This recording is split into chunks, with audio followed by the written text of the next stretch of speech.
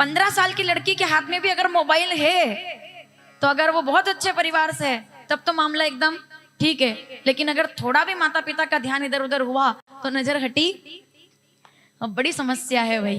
कहाँ कहाँ बचाओगे आप? एक अनपढ़ माँ क्या जाने कि पासवर्ड खोलना क्या होता है।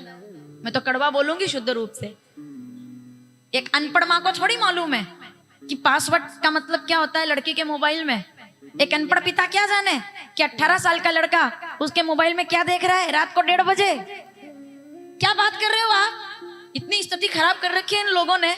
माँ थाली लेके घूम घूम के आती है, मेरे लड़के ने 2 दिन से रोटी नहीं खाई, पता नहीं क्या हुआ, पता नहीं क्या हुआ, अभी इसको क्या मालूम कि क्या हुआ।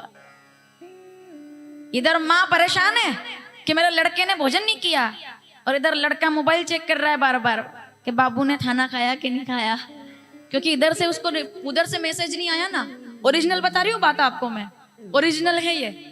उसको उधर का इंतजार है कि उधर 1-2 दिन की लड़की, मतलब वो 2 दिन उसको मिले नहीं हुए और 2 दिन उसको मैसेज नहीं करे तो ये खाना पीना छोड़ देता है। 2 मिनट भी नहीं सोचता है कि 18 साल से जो माँ मुझे पाल रही है उसके दिल पर क्या बीतेगी जब मैं उदास होकर के घर जाऊंगा, या मैं आत्महत्या कर लूंगा, या जब मैं अपनी जिंदगी को खराब कर लूंगा, तब माँ क्या सोचेगी? क्या मैं गलत बोल रही हूँ? आज बच्चा जब नई रोटी खाता ना ढंग से तो माँ को लगता है बीमार है। बीमार तो है लेकिन बीमारी दूसरी लगी है उसको, उधर उसका ध्यान है मैसेज में। टिनिंग टिनिंग 2-2 मिनट पे चेक करता है वो कि मैसेज आया कि नहीं आया।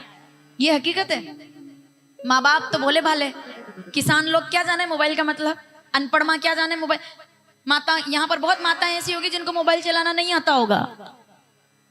कई माताएं ऐसी बैठी है यहाँ जिनको मोबाइल चलाना नहीं आता है। सुन लेना, जिन माताओं को मोबाइल ढंग से चलाना नहीं आता है, जिन माताओं को मोबाइल अच्छे से आज के समय में चलाना नहीं आता है, उनको अपना घर और परिवार चलाना बहुत अच्छे से आता है, इसलिए उनको मोबाइल चलाना नहीं आता है। मतलब थोड़ी है कि तुम मोबाइल चला लेते हो तुम पढ़े लिखे हो गए, नहीं। ये सब बातें हैं, देखो मैं ज्यादा नहीं करती हूँ इन पर बातें आजकल, लेकिन दिखता है तो मैं क्या करूँ, बहुत तकलीफ होती है। इतना चरित्रहीनता आ गई है मोबाइल की वजह से और टीवी की वजह से। पर मैं तो किसी को दोष क्यों दूं? आप थोड़ा सा गांधारी ना बने, पट्टी खोलकर रखें। अपनी लड़की से पूछना होगा आपको कि बेटा क्या बात है। अपने बेटे से भी आपको इतना ही पूछना पड़ेगा, बेटा क्या बात है। बच्चों को स्वतंत्रता देनी चाहिए, लड़की को स्वतंत्रता देनी चाहिए, लेकिन लड़की की स्वतंत्रता कभी भी आपकी मर्यादा की रेखा से बाहर नहीं जानी चाहिए। पार्वती जी कहती है, आज आप कह रहे हैं मेरे साथ चल दो, ठीक है। मेरे माता पिता तो समझ भी लेंगे कि ठीक है, तब कर रही थी चली गई। कॉलेज में एक साथ पढ़ते थे, चली गई। कोचिंग में एक साथ पढ़ते थे, पसंद कर लिया, चली गई। बेंगलोर में एक साथ नौकरी करते थे, चली गई, वहीं पसंद कर लिया। 2.5 साल के बाद वापस आ गई। यही तो हो रहा है, 2.5 साल के बाद वापस आ गई कोर्ट केस करके। बोले नहीं जम पाया मामला, क्यों? क्योंकि बात वही है ना, बहुत सारी बातें हैं। शादी हो जाती है, लव मैरिज जिसको कहते हैं। एक लड़की जो आधे घंटे के लिए मिलती है कॉफी शॉप में एक लड़के से, वास्तविकता है, तब दोनों को एक दूसरे को पसंद करते हैं, साथ रहना अच्छा लगता है, भाग करके शादी भी कर लेते हैं। लेकिन जब 24 घंटे एक दूसरे को देखना पड़ता है और बिना मेकअप के वो चेहरा सुबह सामने आता है रोज, जो आधे घंटे के लिए मिलती थी तो पूरा लीपा पोती करके आती थी, अब जिंदगी भर के लिए आ गई है सामने, तो अब तो वो रोज मेकअप भी नहीं करती, अब तो वो अपने असली रूप में।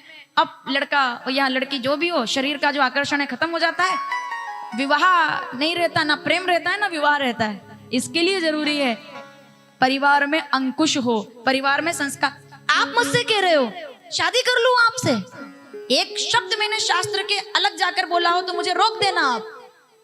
पार्वती जी बोल रही है, आप मुझसे कह रहे हैं कि मैं शादी कर लूं आपसे, मैं तो चल जाऊंगी कोई बात नहीं, लेकिन इसके बाद कभी कोई माता पिता अपनी बच्चियों को तप करने के लिए नहीं भेजेंगे कि ये वहीं से चली ना जाए, इसके लिए आज मैं नहीं जाऊंगी। शंकर जी ने हाथ पीछे हटाकर क्या कहा? पार्वती जी ने बोल तो दिया पर वो डर भी गई कि मैंने जो कह दिया वो तो ठीक है, इनका जवाब क्या आएगा।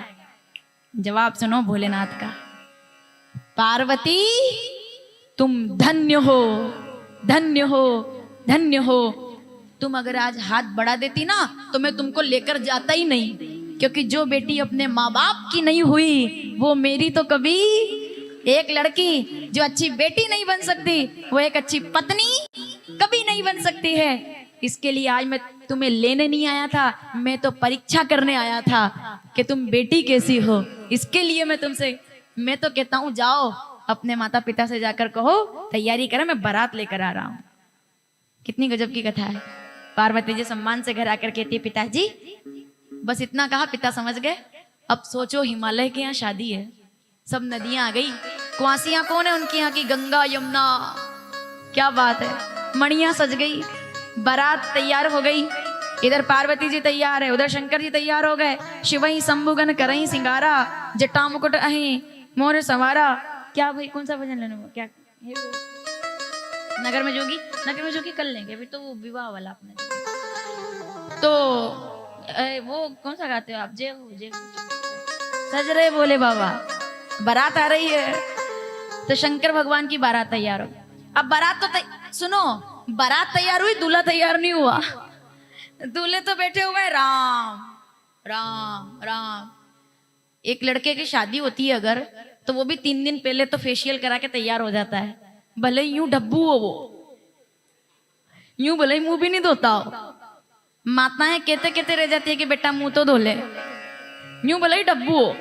यहाँ कितनी माताएं ऐसी बैठी होगी जो अपने बच्चों से केवल इस बात पे लड़ती होंगी कि बेटा आज तो शेविंग कर ले, कम से कम आज ढंग से हो जा, तू आज तो व्यवस्थित हो जा। ऐसी माताएं बैठी होंगी यहाँ। और उनका वो डब्बू बेटा जो मतलब ढंग से मुंह भी नहीं धोता होगा, वो भी शादी करने जाता है तो 3 दिन फेशियल कराता है, एकदम राजा बाबू। चला है ऐसा छेला, करता है छेला, और जोड़ी है नेले पे धेला। बताओ आप, देखो ये कद्दू, वो बेटा घोड़े पे होके सवार। तो जब ये स्थिति है, शंकर जी तो कर्पूर गौरम थे, उनने कोई श्रृंगार नहीं किया, पार्लर नहीं गए वो। उधार का मेकअप कभी नहीं होना चाहिए, जैसा हूं वैसा हूं, जैसे हो वैसे रहो ना, क्या दिक्कत है। अभी लड़कियां इतना मेकअप कर लेती है शादी में कि ससुराल वाले जब वो अगले दिन चेहरा धोकर सामने आती है तो कंफ्यूज हो जाते हैं, बोले यही थी, इसकी तो आंखें कल नीली हो गई थी, इसकी पलकें इतनी बड़ी बड़ी हो गई थी, इतना गोरा हो गया था चेहरा।